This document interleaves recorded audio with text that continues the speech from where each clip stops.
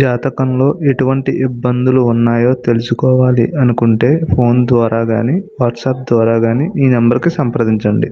ఇక తులారాశిలో జన్మించిన వారికి సంబంధించి జీవితాంతం కూడా ధనపరంగా ఎటువంటి ఇబ్బందులు లేకుండా వెళ్ళిపోవాలన్నా, లేకపోతే తులారాశిలో జన్మించిన వాళ్ళకి చాలామందికి ఏ స్థాయిలో ఉన్నప్పటికీ కూడా వేరే స్థాయికి మారాలని ఉంటుంది. ప్రతి దానికి కూడా డబ్బే చాలా చాలా అవసరం. డబ్బు ఉంటే ఏదైనా చేయవచ్చు.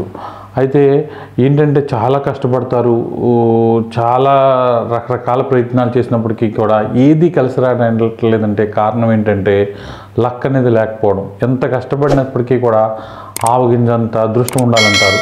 అలాంటి ఆవగించంత అదృష్టం ముఖ్యంగా ఫైనాన్షియల్ మ్యాటర్లో రావడానికి ఏం చేయాలి తులారాశి వాళ్ళు అనే విషయం తెలుసుకుందాం.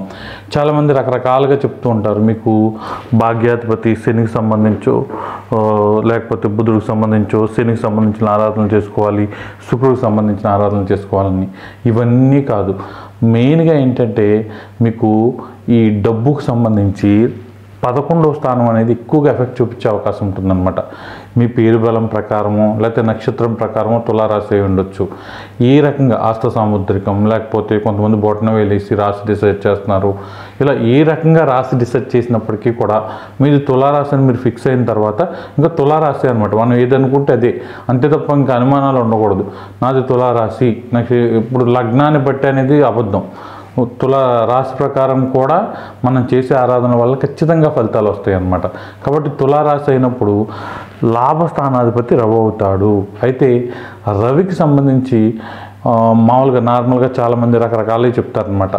ఏంటి, ఆదివారాలు చేయాలి, లేకపోతే సూర్యాష్టకం చేయాలి, సూర్యుడికి సంబంధించిన జపాలు, దానాలు ఇవన్నీ ఇస్తే ఖచ్చితంగా బాగుంటుందని. ఇవన్నిటి వల్ల ఏంటంటే పాత రోజుల్లో వాళ్ళందరూ కూడా చాలా వరకు ఈ ఫోన్లు లేవు, ఇంత ఘోరాలు, ఇంత పాపకార్యాలు చేసేవాళ్ళు కాదు. కాబట్టి అలాంటి రెమెడీస్తో చాలా వరకు ఉపశమనం అనేది కలిగేదన్నమాట.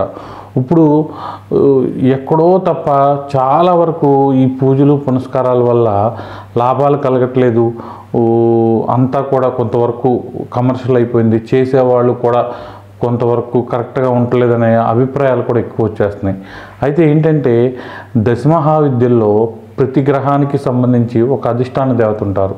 ఆ అధిష్టాన దేవతను మనం పూజించినప్పుడు ఖచ్చితంగా అనమాట ప్రాక్టికల్గా ఆ దేవత యొక్క అనుగ్రహం వలన మనకి ఒక్కొక్క గ్రహానికి ఒక్కొక్క అధిష్టాన దేవత ఉండడం వలన ఆ గ్రహం ఇచ్చే చెడు ఫలితాలు తగ్గి ఇంకా ఆ గ్రహం ఇచ్చే మంచి ఫలితాలు బలంగా మారతాయన్నమాట.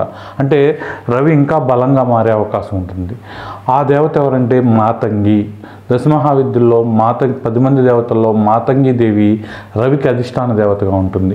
వీళ్ళు ఎవరైతే తులారాశిలో జన్మించిన వాళ్ళు, చూడండి, తులారాశిలో జన్మించిన వాళ్ళు చాలా స్పీడ్గా ఉంటారు. తమకు రావాల్సిన చోట, లాభం చోట గట్టిగా ఉంటారనమాట. మొహమాటం లేకుండా ఉంటారు. ఏదైనా సరే కోపం కానీ ఏదైనా స్పీడ్గా చూపించేస్తూ ఉంటారు. వాళ్ళకి ఏదైనా లాభం ఇవ్వకపోతే చాలా కాలం వాళ్ళు గొణుగుతూను దాన్ని అంటము చెప్పడము అనేది ఎక్కువగా ఉంటుందన్నమాట. కాబట్టి లాభానికి సంబంధించి రవాధిపతిగా ఉంటాడు. కాబట్టి ముఖ్యంగా ఫైనాన్షియల్ కర్మకు సంబంధించి ఫైనాన్షియల్గా చక్కగా ఎదగాలంటే ఖచ్చితంగా రవికి అధిష్టాన దేవత అయిన దశమహావిద్యల నుంచి మాతంగి అమ్మవారి గాయత్రి మంత్రాన్ని లేదా చిన్న మంత్రం ఉంటుంది. మీరు ఎక్కడ ఎత్తుకోవాలి అంటే గూగుల్ సెర్చ్లో మాతంగి దేవి పూజ బెనిఫిట్స్ అని కొడితే ఆవిడ గురించి అంతా ఉంటుంది, చదవండి. తర్వాత గాయత్రి మంత్రం కానీ మామూలు మంత్రం కానీ ఉంటుంది.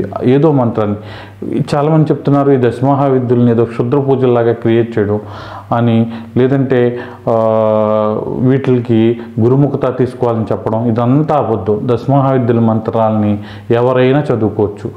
ఎలా చదువుకున్నా చాలా మేలు జరుగుతుంది. ఇంకా అందులో ఉన్న 10 మంది దేవతలని ఎలా వాళ్ళ మంత్రాలు చదువుకున్నా మేలు జరుగుతుంది. అయితే ఏంటంటే ఫైనాన్షియల్గా మంచి బెనిఫిట్ కలగాలంటే మాత్రం మాతంగి ఆరాధన తులారాశి వాళ్ళు చేయడం చాలా మంచిది. ఇక ఇది 80% అనమాట. కొంతమంది ఒక 20% జనాలు కొంచెం ఎడ్యుకేటెడ్గా ఉండడం, వాళ్ళు పుట్టిన నేటివిటీని బట్టి జాతకాల గురించి ఒక అవగాహన ఉంటుంది. వాళ్ళకి ఏ దశ నడుస్తుంది, ఏ అంతర్దశ నడుస్తుంది, వాళ్ళ జాతకం చక్రంపై అవగాహన ఉంటుందన్నమాట. అలాంటి వాళ్ళు ఖచ్చితంగా లాభస్థానం, లగ్నాన్ని బట్టి వాళ్ళు పుట్టిన లగ్నాన్ని బట్టి లాభస్థానం ఏంటో తెలుసుకుని, ఆ లాభస్థానంలో ఏదైనా గ్రహం ఉంటే ఆ గ్రహం ఏ నక్షత్రం ఉందో చూసుకుని, ఆ నక్షత్రాధిపతి ఏ నక్షత్రంలో ఆ గ్రహం ఉంటుందో, లాభస్థానంలో ఉన్న గ్రహం, ఆ నక్షత్రాధిపతి ఎవరైతే ఉంటారో ఆ గ్రహానికి సంబంధించిన ఆరాధన చేసుకుంటే ఖచ్చితంగా ఈ ఫైనాన్షియల్గా సంబంధించి అద్భుతమైన మిరాకిల్స్ జరుగుతాయి.